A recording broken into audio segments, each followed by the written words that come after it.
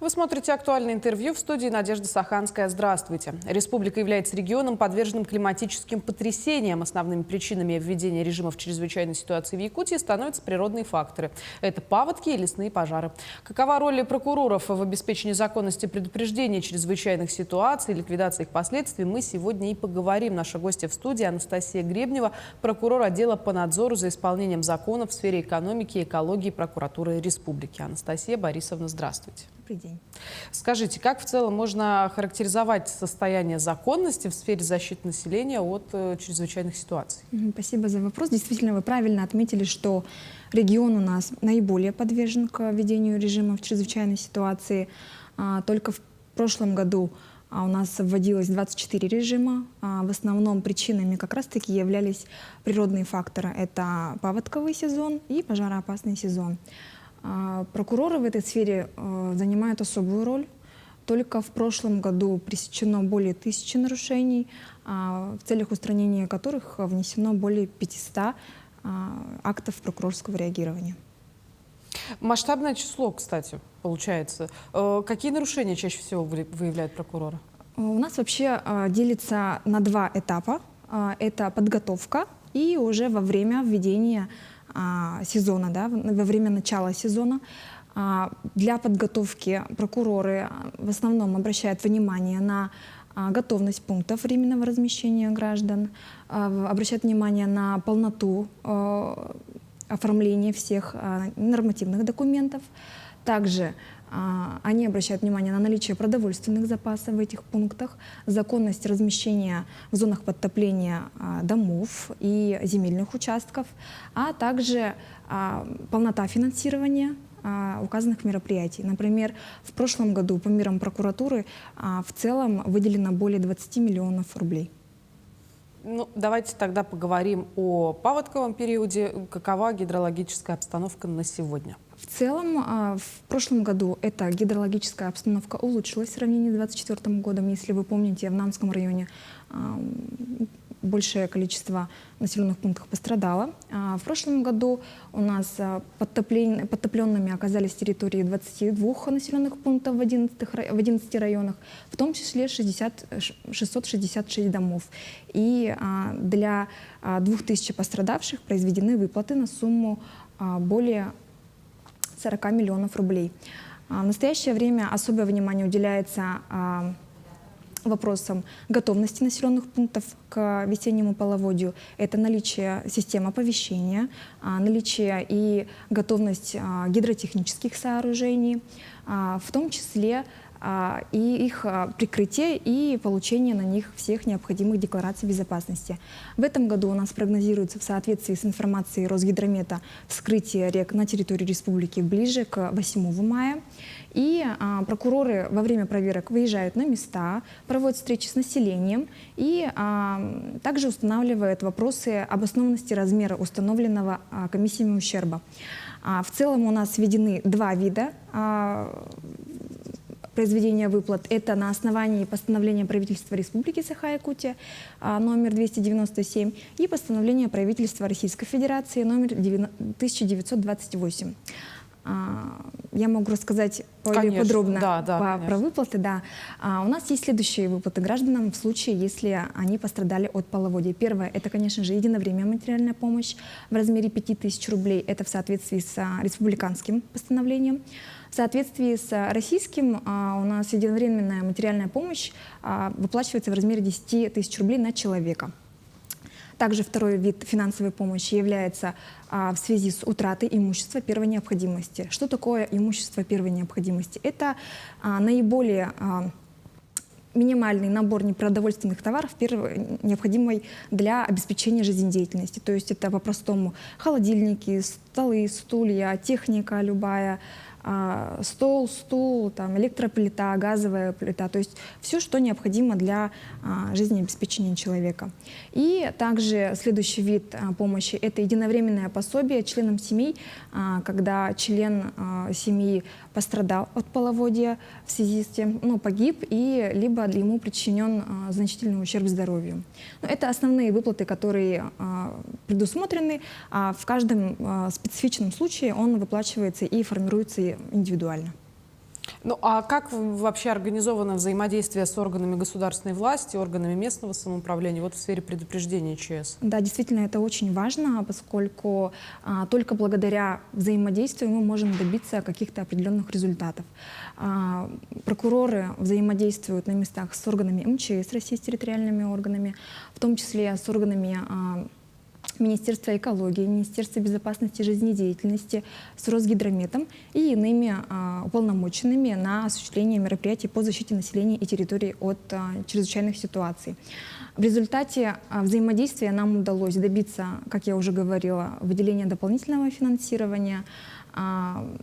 Получается, лесничество у нас обеспечено необходимой техникой, утверждены паспорта 53 населенных пунктов, приведены в исправное состояние 18 источников пожаротушения и в 11 населенных пунктах созданы системы экстренного оповещения населения.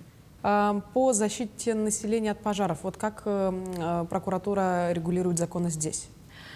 Конечно, у нас традиционно является Якутия наиболее горимым регионом. Только в прошлом году у нас зарегистрировано 403 лесных пожара на площади 160 тысяч гектаров, что сравнительно лучше, чем в прошлом году. В 2024 году у нас зарегистрировано для сравнения 1062 лесных пожара на площади более 3,5 миллиона гектаров. На этом фоне прокуроры уделили особое внимание готовности органов местного самоуправления и учреждений лесного хозяйства к тушению пожара и защите населения от них. То есть они обращают внимание на наличие техники, на ее исправность, на полноту обеспечения лесничества необходимой техникой, средствами пожаротушения, в том числе реагируют на полноту принятия также нормативно-правовых актов в указанной сфере в органах местного самоуправления и оперативность реагирования и тушения лесных пожаров. Это ключевые моменты. Но вот разница же все равно есть. Например, если у нас проходит паводок, то хочешь не хочешь, вот случился какой-то заторопасный участок, и населенный пункт начинает уходить под воду. В то время как пожары, они бывают чаще всего от непотушенной сигареты или когда проводят сельхозпалы. Вот здесь какое наказание понесет нарушитель? Да, есть у нас различные виды ответственности, которые применяются к виновникам лесных пожаров. Например, в мае-июне обычно, вы правильно говорите, что они возникают в результате сельхозпалов и либо неосторожного обращения с огнем. Это непотушенная сигарета, костер, и так далее. Да? Соответственно, у нас за нарушение правил пожарной безопасности предусмотрена административная ответственность по статье 8.32. Также это нарушение правил пожарной безопасности в лесах. Также у нас имеется состав, предусмотренный статьей 20.4. Это нарушение правил пожарной безопасности в целом.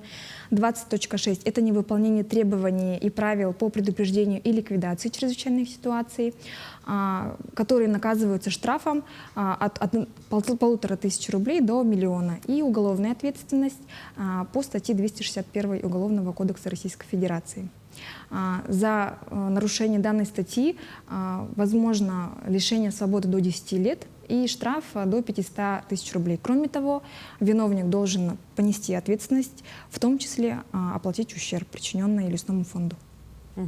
Но в этом году пожароопасный сезон уже начался? Нет, конечно. Нет еще, да? Нет. Но фиксируются, тем не менее, первые возгорания? Нет, они пока не фиксируются, поскольку у нас это более такие термоточки, они связаны именно с возгоранием технологических объектов, это гаражи, там еще что-то, да. А пожароопасный сезон начинается при установлении определенного класса, это ближе к маю, то есть майские праздники в целом. Но проверка прокуратуры в том числе тогда тоже пока не стартовала еще? Нет, конечно, она организована уже. Прокуроры активно проводят проверки, выявляют нарушения и принимают меры реагирования для устранения нарушений выявленных. О мерах реагирования вы отметили. А вот что входит вообще в процедуру проверки? Прокурор должен для начала собрать необходимую документацию, информацию, то есть запросить у уполномоченных органов состояние законности на поднадзорной территории.